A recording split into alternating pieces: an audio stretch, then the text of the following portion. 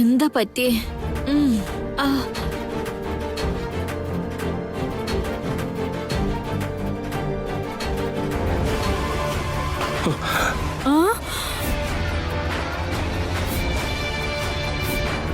എടാ വരുണേ, എല്ലാം വെള്ളത്തിലായല്ലോടാ.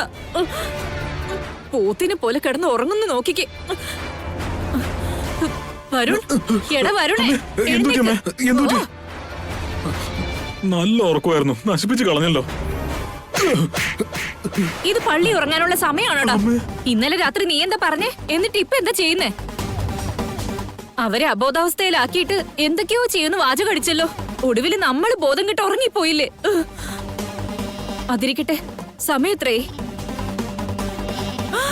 എന്റെ അമ്മോ, 10 കഴിഞ്ഞു. പ്രഥമം തുടങ്ങുന്ന എപ്പോഴാടാ? ഒരു മിനിറ്റ്. 10:10 അമ്മേ. അപ്പോ പ്രഥമം തുടങ്ങിക്കഴിഞ്ഞു. എങ്കിൽ വല്യച്ഛൻ ബന്ധനത്തിൽ നിന്ന് പുറത്തു വന്നു കാണും. ഇനി നമ്മൾ ജീവിച്ചിരുന്നിട്ട് കാര്യമില്ല അമ്മേ. വല്യച്ഛൻ നമ്മളെ വെറുതെ വിടില്ല. ഏടാ, എനിക്ക് അയാളുടെ കൈ കൊണ്ട് ചാവണ്ടടാ. എനിക്ക് പേടിയാവുന്നടാ. എന്തെങ്കിലും ഒരു വഴി പറയടാ. ആരുടെ കാല് പിടിച്ചിട്ടാണെങ്കിലും ജീവനോട് രക്ഷപ്പെട്ടാ മതിയടാ. പറ. ഇനി ആരുടെ കാല് പിടിച്ചിട്ടും ഒരു കാര്യമില്ലമ്മേ. നമ്മുടെ സ്വരൂപം എന്താണെന്ന് എല്ലാവരും കണ്ടുപിടിച്ച് കാണും. അതല്ലേ നമ്മുടെ പ്ലാൻ നമുക്ക് നേരെ തിരിച്ച് നമ്മളെ അബോധാവസ്ഥയിലാക്കിയത്. ഇനി നമ്മള് ശരിക്കും മാറിയെന്ന് പറഞ്ഞാലും ആരും നമ്മളെ വിശ്വസിക്കില്ല. നമ്മൾ ഇനി മാറിയില്ലെങ്കിൽ നിന്റെ വല്യച്ഛൻ നമ്മളെ ജീവനോട് വിടില്ലടാ. ഇനി എങ്ങനെയാടാ നമ്മള് രക്ഷപ്പെടുക? എന്തെങ്കിലും ഒരു വഴി കണ്ടുപിടിക്കണം. ഇത്രയും കഷ്ടപ്പെട്ടിട്ട് ഒന്നും അനുഭവിക്കാതെ തെരുവി കിടന്ന് ചാവണമെന്നായിരിക്കും. എന്തെങ്കിലും ഒന്ന് ആലോചിക്ക്. ഞാനൊന്ന് ആലോചിക്കട്ടെ അമ്മേ. അമ്മേ, നമുക്ക് പിശാചുകളെ പേടിയാ, പക്ഷെ പിശാചുകൾക്ക് ഹനുമാനെ പേടിയാ. ഹനുമാന്റെ മന്ത്രം ജപിച്ചാ നമ്മുടെ അടുത്ത് പോലും വരില്ല. എന്നാ പിന്നെ അത് ജപിക്കടാ, വേഗം ജപിക്ക്. എനിക്കൊന്നും അറിയില്ല. അയ്യോ, നിക്ക്, ഫോണിൽ വെക്കാം. നിക്ക്.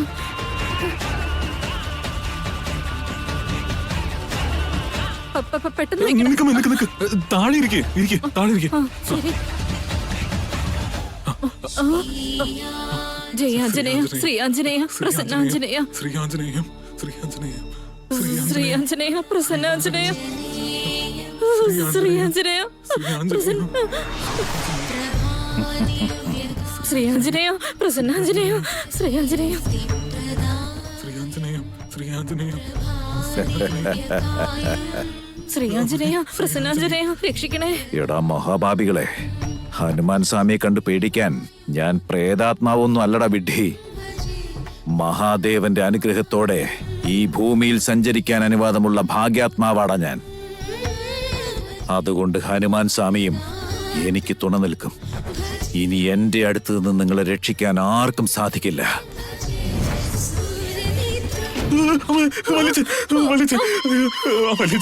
ഞങ്ങളോട് ക്ഷമിക്കുക വല്യച്ഛ, പ്ലീസ്. വല്യച്ഛ ഞങ്ങളോട് ക്ഷമിക്കേ. വല്യച്ഛൻ എന്ത് പറഞ്ഞാലും ഞങ്ങൾ ചെയ്തോളാം. ഞാൻ നല്ലവനായി മാറിക്കോളാം. ഞാൻ മാറിക്കോളാം. ഞങ്ങളെ കൊല്ലല്ലേ വല്യച്ഛ, എന്നെ കൊല്ലല്ലേ. ഞാൻ പറയണ എല്ലാം ചെയ്തോളാം. ജനലാടാ അത്, നിന്റെ വല്യച്ഛനല്ല. ഇപ്പോഴേ പേടിക്കാൻ തുടങ്ങിയ എങ്ങനെയാ? ഇനി എന്തൊക്കെ കാണാൻ കിടക്കുന്നടാ. ജനലോ? വല്യച്ഛനാണോ വിചാരിച്ച്? ശ്രീയാഞ്ജനേയം, ജയാഞ്ജനേയം. എന്നാലും വല്യച്ഛൻ വരും, നമ്മളെ വിടില്ല. ഹനുമാൻ മന്ത്രം മാത്രം ജപിച്ചാൽ മതിയാവില്ല. ശരീരം മുഴുവനും ഭസ്മം പൂശാം. അപ്പൊ മഹാദേവന് നമ്മളെ സഹായിക്കും അമ്മേ. വല്യച്ഛൻ നമ്മുടെ അടുത്തേക്ക് വരാതെ കാത്തോളൂ. ഭസ്മം എവിടെ ഇരിക്കുന്നേ അമ്മേ? എടാ, എനിക്ക് വരദാനം നൽകിയ മഹാദേവൻ നിങ്ങളെ രക്ഷിക്കാൻ വരുമെന്നാണോ പറയുന്നത്? നീ എത്ര ഭസ്മം വേണമെങ്കിലും എടുത്ത് പൂശിക്കോ. നിങ്ങളെ ആരെ രക്ഷിക്കുന്നെന്ന് ഞാനൊന്ന് കാണട്ടെ. അതെയോ? എന്നാ പിന്നെ എന്തിനാ ഇനി നോക്കി നിൽക്കുന്നേ? വേഗം പോയത് എടുത്തോണ്ട് വാടാ, വേഗം. പെട്ടെന്ന് എടുത്തോണ്ട് വരണേടാ. ശരി അമ്മേ. ശ്രീയാഞ്ജനേയം, ശ്രീയാഞ്ജനേയം, ശ്രീയാഞ്ജനേയം. അവിടെ ഭസ്മം ഇരിപ്പുണ്ട്. അതാരാ അവിടെ കൊണ്ടുവച്ചേ? ചിലപ്പോ വസുമതി വെച്ചതായിരിക്കും അമ്മേ. അവള് ഓരോ നേരം ഓരോ പൂജ ചെയ്യുന്നവളല്ലേ. എന്തായാലും എന്താ, തേച്ചോ അമ്മേ.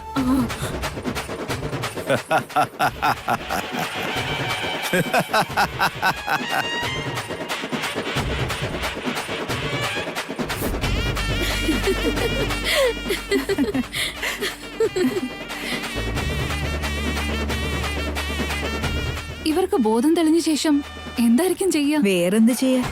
ഇന്നലെ ചെയ്ത പ്ലാൻ ഒന്നും വർക്കൗട്ട് ആയില്ലെന്നറിയുമ്പോ നേരം വെളുത്തതും ബന്ധിച്ചിട്ട് അച്ഛന്റെ ആത്മാവ് പുറത്തു വരുമെന്നുള്ള പേടികൊണ്ട് അതിൽ നിന്ന് രക്ഷപ്പെടാൻ വേണ്ടി ആ മന്ത്രവാദിനിയുടെ അടുത്തേക്ക് ഓടിച്ചെല്ലും.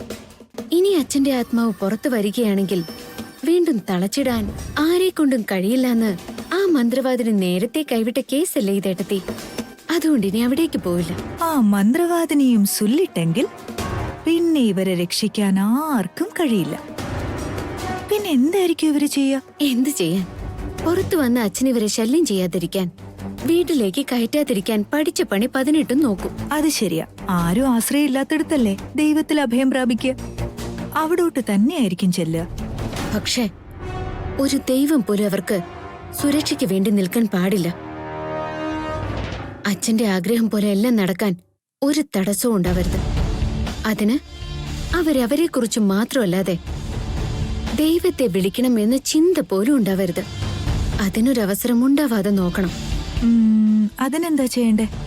എന്തു ചെയ്യാൻ?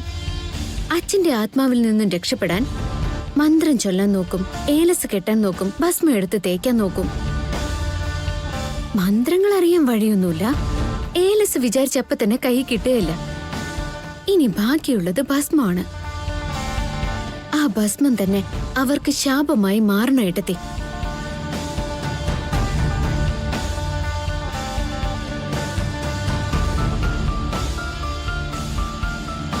നോക്കു വസുമതി, നീ താഴെപ്പെട്ട ഭസ്മം എടുത്തോണ്ടിങ്ങ് വാ.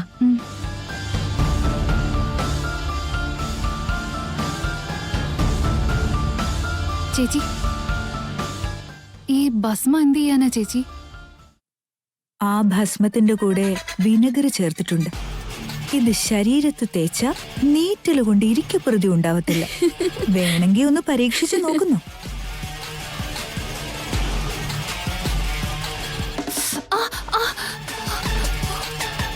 ഒന്ന് തൊട്ടപ്പോഴേക്ക് എന്തൊരു നീറ്റലാ! ഇത് ശരീരം മൊത്തം തേച്ചാൽ എന്താകും? നീ ഇതവിടെ കൊണ്ടുപോയി വെച്ചിട്ട് വാ. അവർക്ക് ബോധം വന്നതും അവരിതെടുത്ത് തേച്ചോളും. ശരി ചേച്ചി. ഒന്ന് പെട്ടെന്നാവട്ടെടാ. തേച്ചോ. എല്ലായിടത്തും തേച്ചു അമ്മേ. വല്യച്ഛൻ ഇപ്പൊ ഇങ്ങ് എത്തും. പെട്ടെന്ന് തേച്ചോ. ഞാൻ വന്നു കഴിഞ്ഞടാ. തേക്ക് നന്നായി തേച്ചു പിടിപ്പിക്കേ.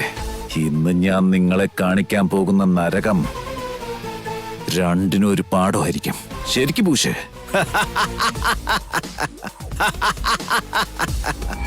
ശാപം മാറിക്കിട്ടിയെങ്കിലും ശത്രുക്കൾ ഇപ്പോഴും നമുക്ക് ചുറ്റും തന്നെയുണ്ട്. അതിന് എത്ര നാളുണ്ടായിരിക്കും? അതിന്റെ ഉത്തരം അച്ഛന്റെ കയ്യിലാണുള്ളത്. അതെങ്ങനെ വൈദേഹി? അച്ഛന് ഏറ്റവും ഇഷ്ടമുള്ള എള്ളുണ്ട ഉണ്ടാക്കി ഫോട്ടോയ്ക്ക് മുന്നിൽ വെച്ചിട്ടുണ്ട്. അതച്ഛൻ കഴിക്കുകയാണെങ്കിൽ നമ്മുടെ ശത്രുക്കൾ നമ്മളെ വിട്ട് അകന്നു പോയിക്കോളും. അല്ലെങ്കിൽ ആത്മാവില്ലെന്നാണ് അർത്ഥം. പിന്നെ നമ്മൾ അപകടങ്ങളെ നേരിടാനായി എപ്പോഴും തയ്യാറായിട്ടിരിക്കണം. അച്ഛനത് കഴിക്കും വൈദേഹി. നമ്മുടെ പ്രശ്നങ്ങളെ എല്ലാം അകറ്റി നമ്മുടെ നേരെയുള്ള എല്ലാ ആപത്തിൽ നിന്നും അച്ഛൻ രക്ഷിക്കും. അച്ഛന്റെ ആ ശരീരം മാത്രമേ നമ്മളീ നകന്നു പോയിട്ടുള്ളൂ. ആത്മാവ് എപ്പോഴും നമ്മുടെ കൂടെ തന്നെ ഇവിടെ ഉണ്ടാകും. ശാപം മാറിക്കിട്ടിയതോടെ നമ്മുടെ അച്ഛന്റെ ആത്മാവിന് ശാന്തി കിട്ടിക്കാണും. പിന്നെ ബാക്കിയുള്ള ശത്രുക്കളുടെ കാര്യം, അതിനുള്ള പരിഹാരം അച്ഛൻ്റെ അടുത്തുണ്ടാവും. ആത്മസംതൃപ്തിയോടെ നീ കൊടുത്ത എള്ളുണ്ട് അച്ഛൻ കഴിച്ചിരിക്കും. അതെ വൈദേഹി, അച്ഛന്റെ ആത്മാവ് വരുണിനെയും ചെറിയമ്മേനെയും വെറുതെ വിടാൻ പോകുന്നില്ല. ഒന്നുകിൽ അവര് മാറും, അല്ലെങ്കിൽ അവരെ എന്നേക്കുമായി നമ്മളിൽ നിന്ന് അകറ്റും. എനിക്കറിയാം ഏട്ടത്തി, അച്ഛന്റെ ആത്മാവുണ്ടെങ്കിൽ പ്രശ്നങ്ങൾക്ക് പരിഹാരമുണ്ട്. പക്ഷെ ആ വിശ്വാസം അച്ഛൻ തന്നെയാണ് നമുക്ക് തരേണ്ടത്.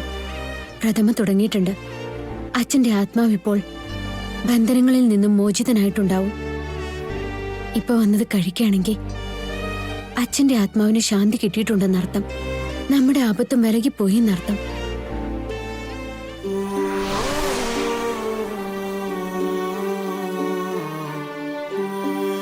അവരുടെ മനസ്സ് മാറുമെന്നും ചെയ്ത തെറ്റുകൾക്ക് പശ്ചാത്തപിക്കുമെന്നും ഇപ്പോഴും ഞാൻ വിശ്വസിക്കുന്നുണ്ട്. അവര് മാറണം.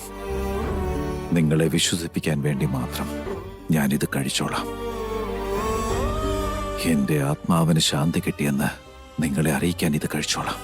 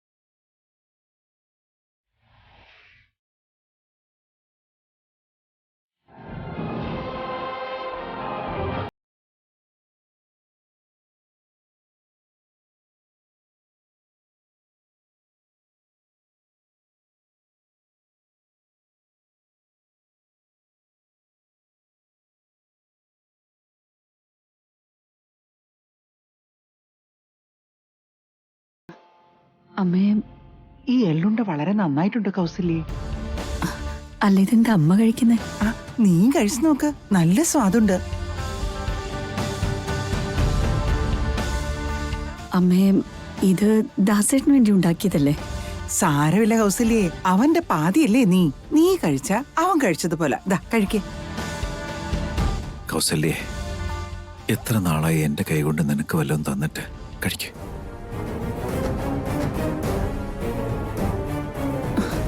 കഴിക്ക് കൗസല്യേ, കഴിച്ചോ? അമ്മേ, അല്ല ഇത് അമ്മയല്ല, ദാസേട്ടാ. ദാസേട്ടനല്ലേ ഇത്?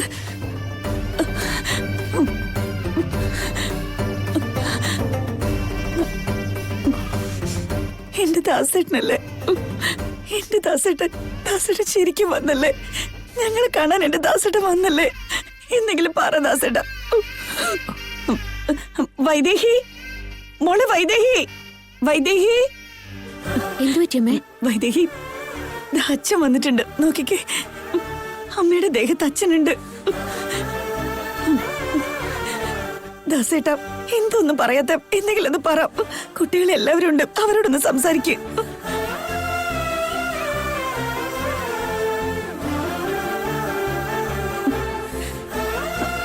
എന്താ ദാസേട്ടാ? ദാസേട്ടാ, എന്തൊന്നും പറയാത്ത? കൗസല്യേ, എന്താ പറ്റിയേ? ഇതെങ്ങനെ എന്റെ കയ്യിലെത്തി? ഇത് ദാസന് കൊടുക്കാൻ വൈദേഹി ഉണ്ടാക്കിയതല്ലേ? ഇതെപ്പോഴാ ഞാനെടുത്തേ?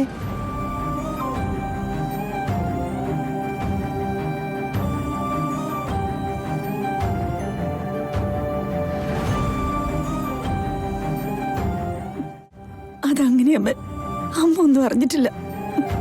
അല്ലെങ്കിൽ തന്നെ എങ്ങനെ അറിയാനാ?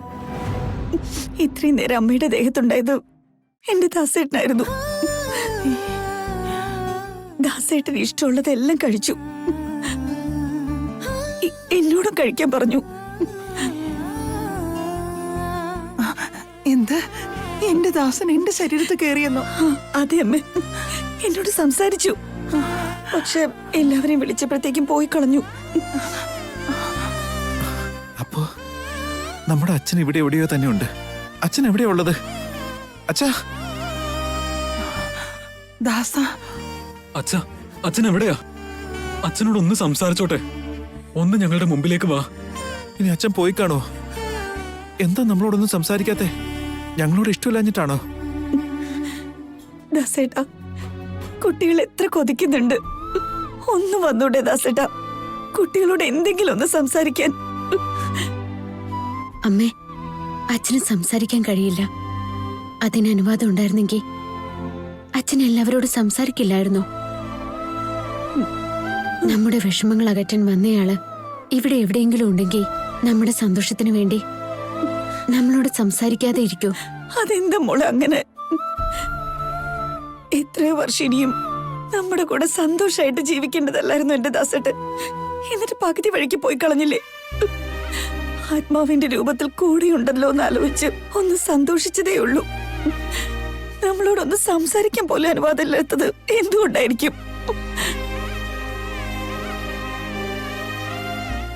എന്റെ വംശത്തെ രക്ഷിക്കാൻ വേണ്ടി മാത്രമാണ് ആ മഹാദേവൻ എന്നെ അയച്ചത്.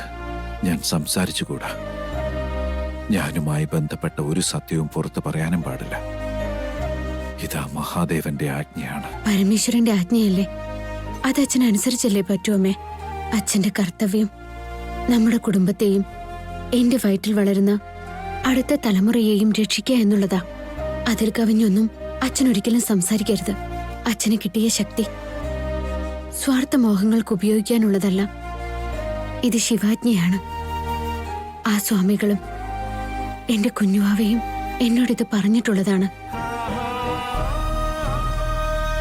ശരിയാണമ്മേ. അന്ന് ഞങ്ങൾ തെറ്റുകൾ ചെയ്തപ്പോഴും ഞങ്ങളിൽ പ്രവേശിച്ച് ഞങ്ങളെ ശിക്ഷിച്ചെങ്കിലും ആരോടും സംസാരിച്ചിട്ടില്ല. നമ്മുടെ കൂടെ നിന്നുകൊണ്ട് നമ്മളെ അച്ഛൻ ശ്രദ്ധിക്കുന്നുണ്ടായിരിക്കും അമ്മേ. അത് തന്നെ നമുക്ക് കിട്ടിയ ഭാഗ്യമല്ലേ അമ്മേ? അതുകൊണ്ട് നമ്മൾ തൃപ്തരാവണം.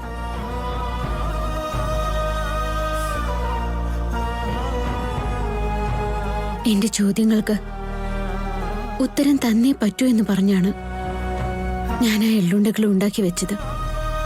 ഉത്തരം പറയാൻ വേണ്ടിയാണ് ഇന്ദുഅമ്മയിൽ പ്രവേശിച്ച് അതെല്ലാം കഴിച്ചിട്ട് പോയത്. അങ്ങനെയാണെങ്കിൽ നമുക്ക് ശത്രുക്കളും ഇനി ഉണ്ടാവില്ലെന്നല്ലേ? ആ പ്രശ്നത്തിനും അച്ഛൻ പരിഹാരം കണ്ടെത്തി കാണുമെന്നുമല്ലേ? തീർച്ചയായും ദേവ, പറഞ്ഞില്ലായിരുന്നോ വരുണിനെയും ചെറിയമ്മയും വഴിക്ക് കൊണ്ടുവരാണ്ട് അച്ഛൻ ഇവിടുന്ന് എങ്ങോട്ടും പോവില്ല. അവർക്ക് കൊടുക്കേണ്ട ശരിയായ ശിക്ഷ ഇനിയാ തുടങ്ങാൻ പോകുന്നത്.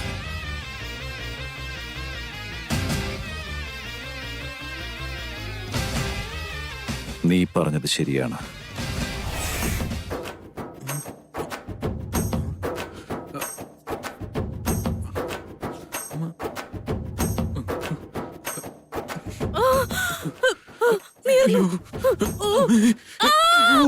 അയ്യോ നീർന്നമ്മേ, നീർന്നു. അയ്യോ പൊള്ളുന്നമ്മേ. അമ്മേ, എനിക്ക് നീറോണ പൊള്ളോണെന്ന് പോലും അറിയില്ല. എനിക്കിത് സഹിക്കാൻ പറ്റുന്നില്ലടാ. അയ്യോ അമ്മേ, നീർന്നേ. അമ്മേ, ഭസ്മം തേച്ചിട്ട് തൊട്ടാണല്ലോ ഇത് തുടങ്ങിയത്. എനിക്ക് വയ്യമ്മേ, ഞാൻ ഇനി ചത്താലും കുഴപ്പമില്ല. എടാ വരണേ, നിക്കടാ. ഈ ഭസ്മം തുടച്ചു കളഞ്ഞ നിന്റെ വെല്ലിച്ച് നമ്മളെ വെറുതെ വിടില്ല, കൊന്നു കളയോടാ. അമ്മേ, അമ്മേ, ഈ വീട്ടിൽ സഹിക്കാൻ പറ്റുന്നില്ല അമ്മേ. ഇതിലും ഭേദം ചത്തു പോകുന്നതാ. എന്നെ വിടമ്മേ, ഞാൻ പോട്ടെ. എടാ വരുണേ, പറയുന്ന കേക്കടാ. നിക്കടാ, കുറച്ച് സഹിക്കടാ. ഇത്രയും നാള് കഷ്ടപ്പെട്ടത് ഇങ്ങനെ മരിക്കാൻ വേണ്ടിയാണോ? നീ കുറച്ചുകൂടെ ഒന്ന് ക്ഷമിക്കടാ. എന്ത് കഷ്ടപ്പാട് നേരിടാം, എന്ത് വേദന സഹിക്കാം, പക്ഷെ നമ്മൾ ഒരിക്കലും വിട്ടുകൊടുക്കരുത്. എടാ അയ്യോ നീർന്നേ. അല്ലമ്മേ, ഈ ഭസ്മം തേച്ചതും ഇങ്ങനെ നീറാൻ തുടങ്ങുന്നേ. ഇനി കുളിക്കാതെ എടുത്ത് തേച്ചുകൊണ്ട് ദൈവകോപം ഉണ്ടായതായിരിക്കോ? എടാ, കുളിച്ചൊരുങ്ങി പൗഡർ തേക്കുന്ന പോലെ തേക്കാനായിട്ട് നമ്മൾ എന്താ വല്ല സിനിമയ്ക്ക് പോവാണോ? മരണത്തിൽ നിന്ന് രക്ഷപ്പെടാൻ ആകെ കിട്ടിയ വഴിയല്ലേടാ. ഒരു വശത്ത് മഹാദേവന്റെ ശിക്ഷ, മറുവശത്ത് നിന്റെ വല്യച്ഛന്റെ ശിക്ഷ. നമ്മളെ ആരാടാ ഇനി രക്ഷിക്കുക? ദൈവത്തിന് രക്ഷിക്കാൻ പറ്റിയില്ലെങ്കിൽ പിന്നെ ആർക്ക് രക്ഷിക്കാൻ പറ്റില്ലമ്മേ. ഈ ഭസ്മം തുടച്ചു കളയാനും പറ്റുന്നില്ല, നീറ്റിലും സഹിക്കാൻ പറ്റുന്നില്ല. ഇങ്ങനെ ചൊറിഞ്ഞൊറിഞ്ഞ് മരിക്കുന്ന തോന്നണ. അയ്യോ അമ്മേ, ചൊറിയുന്നു. അയ്യോ. അതേടാ, ഇത് സത്യത്തിൽ മഹാദേവന്റെ കോപാണോ അതോ നിന്റെ വല്യച്ഛൻ നമുക്ക് തരുന്ന ശിക്ഷയോ മറ്റോ ആണോടാ? അയ്യോ, ഇനി ഇത് വല്യച്ഛന്റെ പണിയായിരിക്കും. അറിയാം, നമ്മളിലേക്ക് പ്രവേശിച്ച് നമുക്ക് നമ്മൾ തന്നെ തൂക്കേറിട്ടല്ലേ, നമ്മളെ പ്രാന്ത് പിടിപ്പിച്ച് തല്ലി ചാവാൻ ഒരുങ്ങിയതല്ലേ. ഇനി ഈ ഭസ്മം നിന്റെ വെല്ലിച്ചും കൊണ്ട് വച്ചതായിരിക്കോ? അല്ലെങ്കിൽ പിന്നെ നമ്മൾ വിചാരിച്ച പോലെ ഭസ്മം എങ്ങനെ ഇവിടെ എത്തി? ഇതെല്ലാം നിന്റെ വെല്ലിച്ചിന്റെ പണിയാ. അമ്മേ, നമുക്ക് വേറെ വഴിയില്ല. ഈ നീറ്റിലും സഹിച്ചോണ്ട് എനിക്കിനി വയ്യമ്മേ. നമുക്ക് വല്യച്ഛന്റെ കാല് വീണ് ചോദിക്കാം. അയാൾ ഇപ്പൊ എവിടെന്ന് വെച്ചാൽ അയാളുടെ കാലിൽ പോയി വീഴുക. എവിടെയെങ്കിലും ഉണ്ടാവും അമ്മേ. നമ്മൾ അനുഭവിക്കുന്നത് കണ്ട് അയാൾ നിന്ന് ചിരിക്കുമായിരിക്കും. വല്യച്ഛ, എവിടെയാ വല്യച്ഛ? ഞങ്ങളെ കൊണ്ട് എന്തിനെങ്ങനെ നക്ഷത്രം എണ്ണിക്കുന്നേ? അയ്യോ അമ്മേ, അയ്യോ ചൊറിയുന്നേ. ഞങ്ങളെ കാല് പിടിക്കാൻ വല്യച്ഛ, ഞങ്ങളോടൊന്ന് ക്ഷമിക്ക് അമ്മേ. കാല് പിടിക്കമ്മേ. ദാസേട്ടൻ എവിടെ ഉണ്ടെങ്കിലും ഞങ്ങളെ വെറുതെ വിട്ടുകൂടെ? ഞങ്ങള് കാല് പിടിച്ച് അപേക്ഷിക്കുക. അമ്മേ, എനിക്കിനി വയ്യമ്മേ. ഞാൻ പോയത് കഴുകി കളയട്ടെ. പറയുന്നേക്ക്, നീ അത് കഴുകി കളഞ്ഞ വല്യച്ഛൻ ഇങ്ങ എത്തുവേ. അമ്മേ, നമ്മള് കാല് വീണ് അപേക്ഷിച്ചില്ലേ അമ്മേ? ഇനി ഒന്നും ചെയ്യില്ല. എന്തെങ്കിലും പറഞ്ഞാലും ഇനിയും എനിക്ക് നീറ്റിൽ സഹിക്കാൻ പറ്റില്ല അമ്മേ. ഞാൻ പോയി കഴുകട്ടെ. എടാ വരണേ, എടാ നിക്ക്. അയ്യോ, ദാസേട്ടൻ എവിടെ ഉണ്ടോ ആവോ? ഇവൻ പറഞ്ഞത് കേട്ട് കാണുവോ? ഇവനോട് കഴുകണ്ടെന്ന് പറഞ്ഞത്. എന്തെങ്കിലും ആവട്ടെ, അവന് കഴുകെങ്കിൽ പിന്നെ എനിക്കെന്താ? ഞാനും കഴുകാൻ പോവാ. എന്ത് പറ്റിയാലും അമ്മയ്ക്കും മോനും ഒരുമിച്ച് സംഭവിക്കട്ടെ. ഞാനും വരുന്നടാ. നിക്കടാ. എടാ, വെള്ളം മുഴുവനും കളയില്ലേടാ. ഞാനൊരു ആത്മാവല്ലേ, കാറ്റത്ത് പറന്നു നടക്കുന്നവനല്ലേ എന്ന് കരുതി നിങ്ങൾ മാറി എന്നോട് പറഞ്ഞാൽ ഞാനത് വിശ്വസിക്കുമെന്ന് കരുതിയോ നിങ്ങള്? ഇതൊരു തുടക്കം മാത്രമാടാ. ശരിക്കുള്ളത് നീ കാണാൻ കിടക്കുന്നതേ ഉള്ളൂ. വാടാ. എവിടെ കൊണ്ടുപോയി എന്ത് ചെയ്യണോന്ന് എനിക്ക് നന്നായിട്ട്